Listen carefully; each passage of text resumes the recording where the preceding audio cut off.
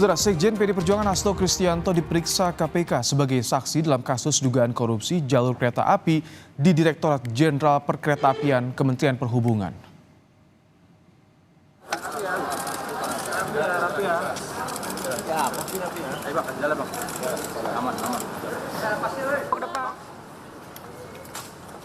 Hasto datang ke gedung KPK sekitar pukul 10 pagi dan menjadi pemeriksaan penyidik KPK selama kurang lebih 4,5 jam.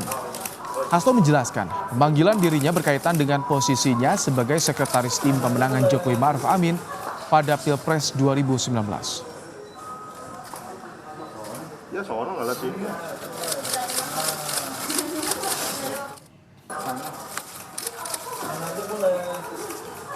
Dalam pemeriksaan, Hasto membantah ada pertanyaan soal aliran dana ke dalam kasus korupsi DJKA Kementerian Perhubungan. Hasto menyebut ia mengklarifikasi soal hubungannya dengan salah satu tersangka dalam perkara dugaan suap proyek jalur kereta. Pemeriksaan hari ini merupakan kali pertama Hasto dalam kasus korupsi DJKA. Sebelumnya Hasto diperiksa beberapa kali oleh penyidik KPK terkait kasus Harun Masiku. Melakukan komunikasi secara intens. Kalau terkait dengan apakah bertemu atau tidak, ya saya kurang ingat karena sebagai sekjen saya bertemu dengan begitu banyak orang. Ya prinsipnya, ya salah satunya mengapa nomor telepon saya itu ada di tempat Pak Harno yang di kemudian hari itu menjadi tersangka. Lalu apakah saya juga mengeluarkan perintah-perintah bertemu terkait dengan urusan proyek-proyek tertentu? Saya katakan bahwa saya tidak melakukan hal tersebut. Tidak ada aliran dana ya. Jadi tidak ada aliran dana. Tidak ada pertanyaan terkait dengan aliran dana. Saya tadi yang bertanya justru. Saya justru bertanya apakah kalau ini harusnya rahasia atau tidak, apakah ada aliran dana? Oh, dikatakan tidak ada. Lebih lengkap terkait pemeriksaan perdana Sekjen PDIP Hasto Kristianto sebagai saksi kasus korupsi DJKA di KPK, kita terhubung dengan jurnalis Kompas TV ada Kika Madona. Selamat petang Kika. Jadi apa lagi yang ditanyakan oleh penyidik kepada Hasto pada pemeriksaan hari ini Kika? Ya Ibrahim dan juga saudara, jadi tadi ada 21 materi pertanyaan yang ditanyakan kepada Hasto Kristianto oleh penyidik KPK terkait dengan kasus DJKA ini. Dan kalau tadi juga sempat dikonfirmasi dalam pernyataan sebelumnya oleh Hasto Kristianto terkait dengan apa saja yang juga kemudian ditanyakan, apakah juga menyangkut dengan aliran dana kepada partai, hal ini kemudian dibantah oleh Hasto Kristianto. Jadi materi pertanyaan yang juga kemudian diajukan kepada Hasto Kristianto hari ini adalah seputar bagaimana hubungannya dengan salah satu tersangka dugaan kasus suap dari kasus DJKA, di mana pada saat itu menyangkut nama Direktur Prasarana Perkeretaapian DJKA Kemenhub, yaitu Harno Trimadi.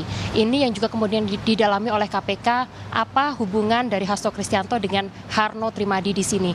Di mana tadi dikonfirmasi oleh Hasto bahwa ia tidak mengenal para tersangka dari kasus DJKA.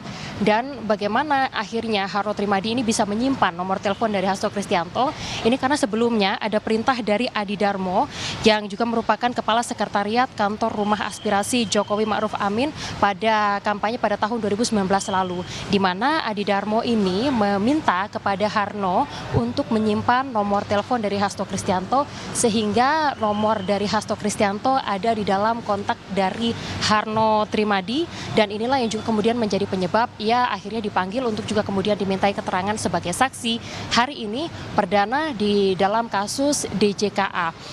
Konfirmasi ini berlangsung mulai dari pukul 10 pagi sampai dengan sekitar pukul 2:30 sore tadi, kurang lebih selama 4,5 jam Hasto Kristianto diperiksa oleh KPK, dan ini adalah pemeriksaan pertama Hasto Kristianto terkait kasus DJKA. Kita tahu sebelumnya Hasto Kristianto juga sempat dipanggil oleh KPK untuk juga kemudian dimintai keterangan, namun untuk kasus yang berbeda, yaitu untuk pencarian Harun Masiku. Jadi hari ini adalah pemeriksaan Hasto Kristianto perdana sebagai saksi dalam kasus DJKA. Berbicara mengenai kasus DJKA ini sebetulnya sudah mencuat pada tahun 2023 lalu, di mana KPK telah menetapkan 14 orang tersangka dari kasus ini, yang mana kasus korupsi terhadap Pembangunan dan juga perawatan jalur kereta api ini masih terus dikembangkan hingga saat ini karena wilayah dugaan korupsi juga semakin meluas. Di antaranya adalah di wilayah Jawa bagian tengah, Jawa bagian barat dan juga Jawa bagian timur serta Sumatera dan juga kemudian wilayah Sulawesi. Inilah yang membuat akhirnya KPK masih terus mengembangkan kasus ini, dan untuk modus yang juga kemudian dilakukan dalam kasus dugaan suap terhadap DJKA ini adalah modusnya berupa tender dengan nilai proyek hingga mulai dari puluhan hingga ratusan miliar rupiah. Sampai saat ini 14 orang sudah ditetapkan sebagai tersangka. Demikian Ibrahim, kembali kepada Anda. Baik, terima kasih Kika Madona untuk laporan Anda langsung dari gedung KPK di Jakarta.